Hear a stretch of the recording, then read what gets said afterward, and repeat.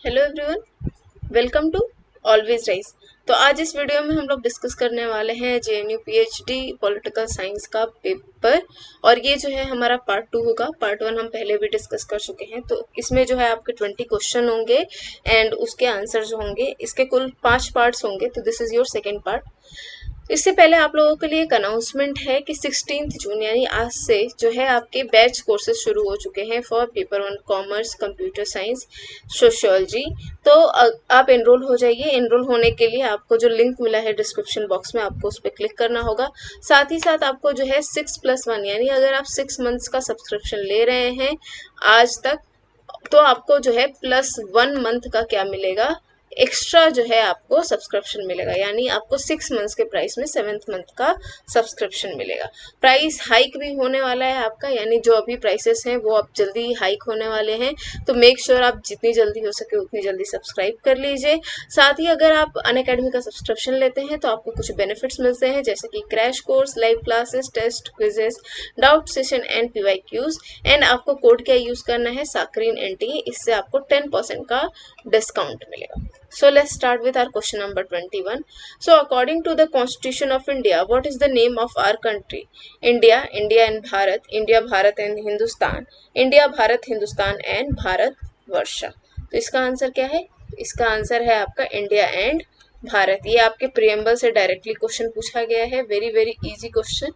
ठीक है, India that is Bharat, तो ये हो गया India and Bharat. Next question है, who among the following statement is not given by, which among the following statement is not given by Bhimrao Ambedkar. Bhimrao Ambedkar के द्वारा कौन सा स्टेटमेंट नहीं दिया गया है? Freedom of mind is the real freedom. If I find the constitution being misused I shall be the first to burn it. अगर मुझे पता चला कि कॉन्स्टिट्यूशन का मिसयूज हो रहा है तो सबसे पहले उसे जलाने वाला मैं ही हूँगा। I measure the progress of a community by the degree of progress which women have achieved.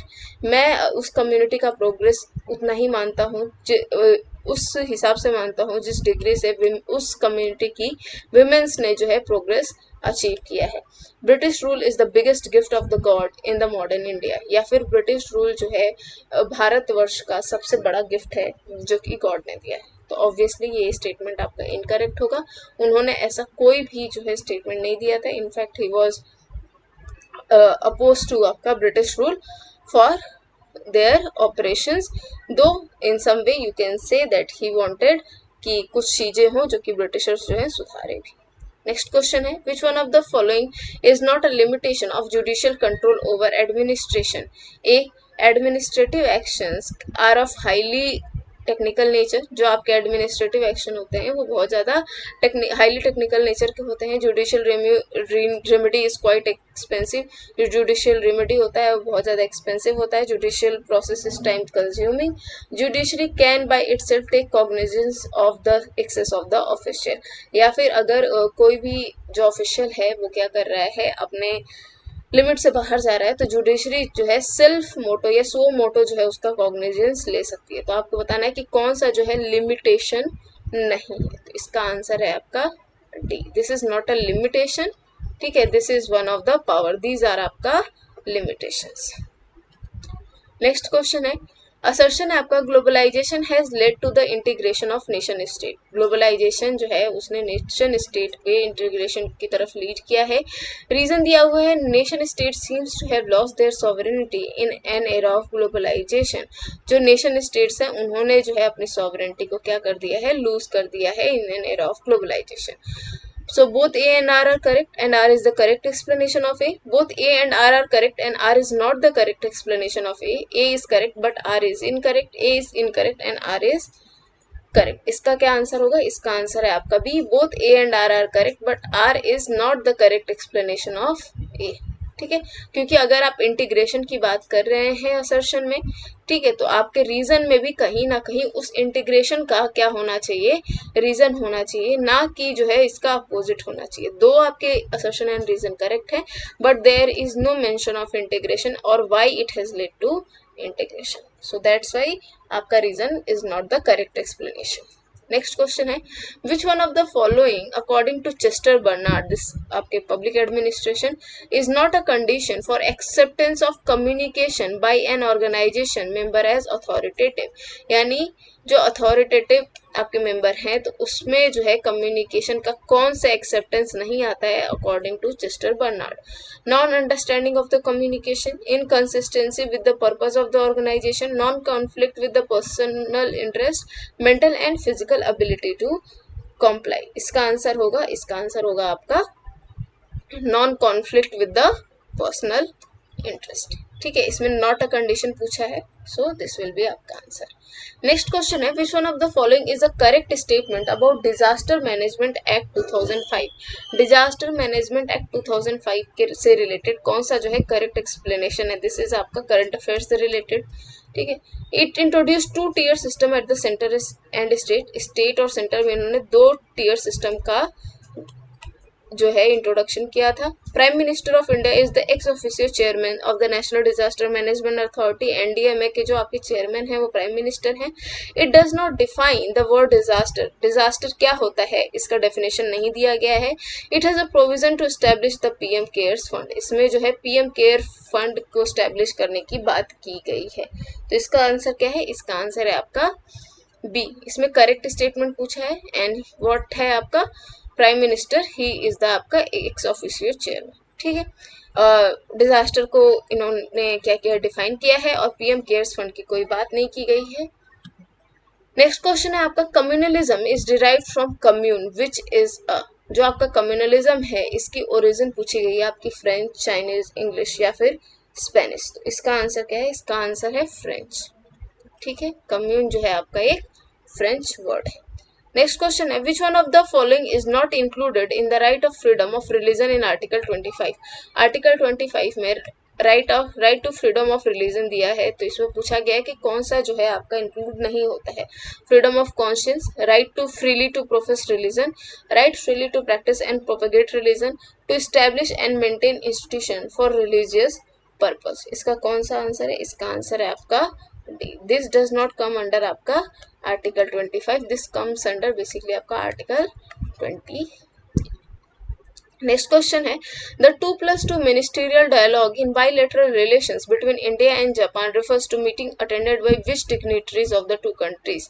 जो आपका 2+2 मिनिस्ट्रियल डायलॉग हुआ था जापान और इंडिया के बीच में, ये भी आपका करंट अफेयर से रिलेटेड है। उसमें जापान की तरफ से और इंडिया की तरफ से किसने किसने पार्टिसिपेट किया था, ये क्वेश्चन पूछा गया है।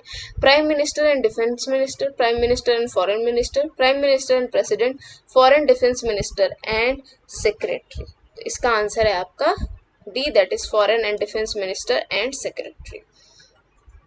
नेक्स्ट क्वेश्चन है आपका, which one of the following is not mentioned in oath और affirmation for the president of India? President of India के ओथ में कौन सी चीज मेंशन नहीं है?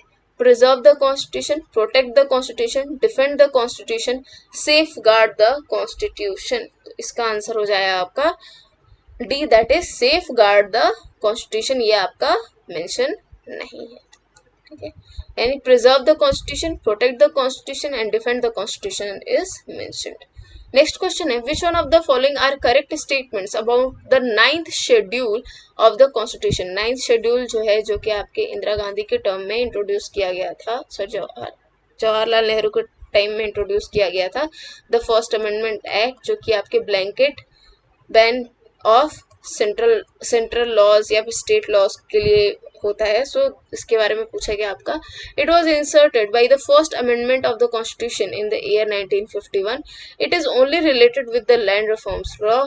Judicial review is possible in this schedule. It was not a part of original constitution of India. तो इसका आंसर है, this is easy, A C and D. ठीक है, it is not only related to land reform of laws. यहाँ पे only जो word है ये आपके एक्सट्रीम सेंटेंस को रिप्रेजेंट करता है, तो यहाँ से भी जो है आपका क्या हो सकता है, इस चीज को आप एलिमिनेट कर सकते हो। बाकी आपके स्टेट और आपके सेंटर के कुछ लॉज हैं जिनको ये लोग जुडिशियल रिव्यू से बाहर रखना चाहते थे, उससे रिलेटेड जो है आपका था, जिसमें आपके तमिलनाडु का 75% रिजर्वेशन भी था, साथ में साथ लैंड रिफॉर्म्स भी थे। इसके अलावा भी बहुत सारे लॉज हैं और पहले इसमें जुडिशियल रिव्यू नहीं था, बट आफ्टर आपका जो है Keshavananda Bharati case, judicial review became the basic feature और उसमें जो बोला गया कि इसमें भी जुडिशियल रिव्यू हो सकता है।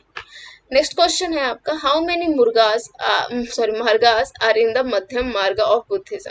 ठीक है। मध्य मार्ग ऑफ बुद्धिज्म है, इसमें जो है आपके कितने मार्ग दिए गए हैं, 8, 7, 5 या फिर 3। तो इसका क्या होगा आंसर, इसका होगा आपका आंसर ए, दैट इज अष्टमार्ग। ठीक है, 8 जो है 8 तरीके से बुद्धा जो है रहने की बात करते हैं, तो अष्टमार्ग दैट इज। नेक्स्ट क्वेश्चन है, in John Rawls theory principle of justice were established by people who had faced. John Rawl की जो थियरी ऑफ जस्टिस है उसमें बोला गया है कि प्रिंसिपल ऑफ जस्टिस किन लोगों के द्वारा जो है डिसाइड की गई है, state of nature, economic inequality, wheel of ignorance, short sighted self interest. तो इसका सीधा आंसर हो गया आपका wheel of ignorance. Next question है, which state in the US has the largest representation in the Congress? California, Florida, Texas या फिर New York. तो इसका आंसर हो गया आपका California.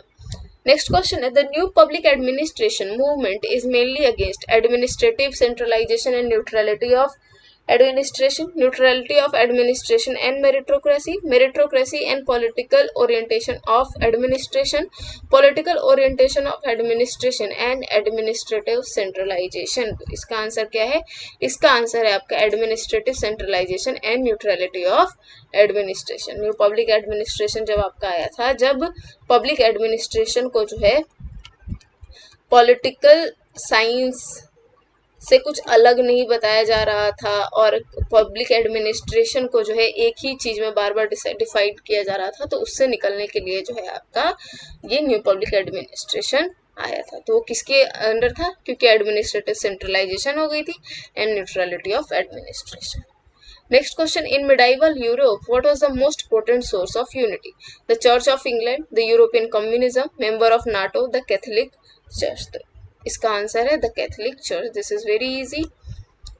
Next question, nationalism as the invention of peripheral nation is associated with primordialist, perennialist, modernist या फिर neo Marxist. जो नेशनलिज्म का इन्वेंशन है पेरिफेरल नेशन में, वो किससे एसोसिएटेड है, तो इसका आंसर है आपका नियो मार्क्सिस्ट।